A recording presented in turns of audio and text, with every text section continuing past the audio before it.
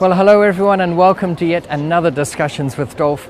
And today I'm in Antwerpen. Antwerpen is one of the major cities in the northern part of Belgium, an absolutely stunning city. I mean, you'll have to agree, some of the architecture that you see here is absolutely amazing. They've got building after building that is done like this, and it is just absolutely supreme in how it looks. I love cities like this, and part of the challenge we face is that when people look at investing in real estate, they're really keen on having things that look good. They feel that the buildings have to look beautiful so that when they tell their friends, oh, I own this piece of real estate, it can impress them. And in my books, nothing could be further from the truth, because the true beauty of real estate is not in the architecture or the way it looks on the outside. It's not even on the inside, that expression in when it comes to human beings, that beauty is only skin deep. No, it's not even what the interior is like, although I do like it to be a relatively strong building.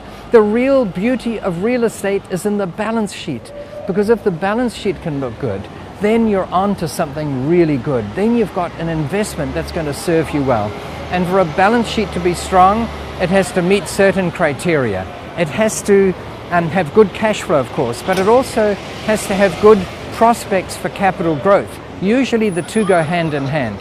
And as you've often heard me say, one of the strongest indicators of how a property is going to do in the future is how it's done in the past. Real estate trends are relatively slow to change compared with, say, trends on the stock market. And that's why one of the things you should look for is population growth, because cities that tend to grow this year and perhaps last year, they tend to have been growing for a long time. And conversely, cities that have a lack of growth tend to have been in that situation for a while. Now, things do change.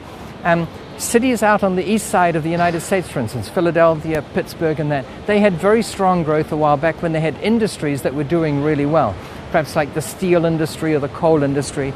And these industries waxed and waned. Right now, the steel and coal industries are not doing extremely well. So as a result of that, those cities aren't doing well. They don't have growth.